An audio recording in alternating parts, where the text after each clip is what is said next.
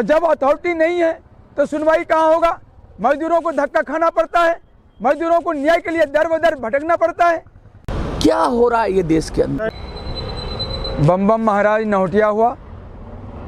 मैं Samajwadi labour front का महासचिव हूँ और अटल जनशक्ति पार्टी का राष्ट्रीय प्रभारी हूँ। समाजवादी लेबर फ्रंट और अटल जनशक्ति पार्टी मजदूरों के हित में 30 साल से संघर्ष करती हुई आ रही है। आज के समय में जो यह प्रेस वार्ता किया जा रहा है, इसका सबसे बड़ा उदाहरण या उद्देश्य आपको मैं यह बताना चाह रहा हूं कि अभी आपके इस जंतर मंतर के पास में ही जीवनदीप बिल्डिंग है। इस जीवनदीप बिल्डिंग के 4थी मंजिल पर केंद्रीय सरकार का क्षेत्रीय श्रमायुक्त कार्यालय है। क्षेत्रीय श्रमायुक्त कार्यालय में authority minimum wage, authority PWA, authority gratuity act, ये सब बैठते हैं। अब यहाँ पर कार्यालय तो है, लेकिन 26/10/2020 से अथॉरिटी नहीं है। और जब अथॉरिटी नहीं है तो सुनवाई कहाँ होगा। मजदूरों को धक्का खाना पड़ता है, मजदूरों को न्याय के लिए दर बदर भटकना पड़ता है और मजदूर न्यायहीन हो जाता है। ये क्यों किया जा रहा है? ये जो बात कह रहे हैं आप, ऐसा क्यों हो रहा है? ऐसा क्यों हो रहा है, ये सबसे बड़ी जानकारी जो मुझे मिली है उसके हिसाब से केंद्रीय सरकार ने जानबूझकर RLC को यहाँ नहीं बैठाया है।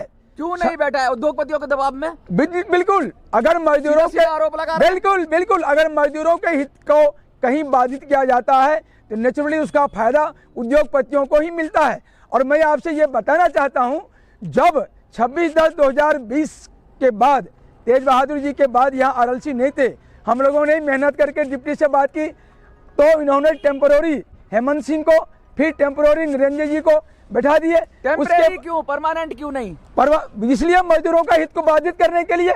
इसके बाद सबसे बड़ी बात तो ये है कि इन्होंने 13/1/2022 से जो अशोक पेरूमल्ला जी को RLC के पद पर बैठाया, अथॉरिटी के पद पर बैठा दिया, PWA के अथॉरिटी के पद पर बैठा दिया, लेकिन हम लोगों की निगाह में वो अथॉरिटी रहे।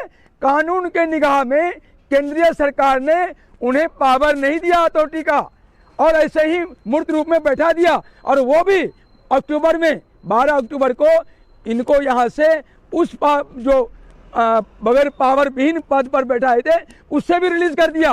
अन्ना हटाया, न यहाँ से रिलीज किया, अन्ना कोई विकल्प दिया।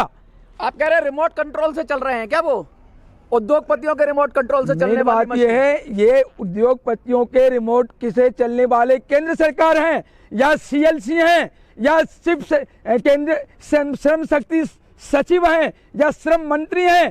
केंद्र सरकार की गलती के कारण आज RLC कार्यालय में अथॉरिटी नहीं है और जो अथॉरिटी है पावर विहीन है और उनको पद से अभी न पद पर रखा हुआ न पद से हटाया गया है।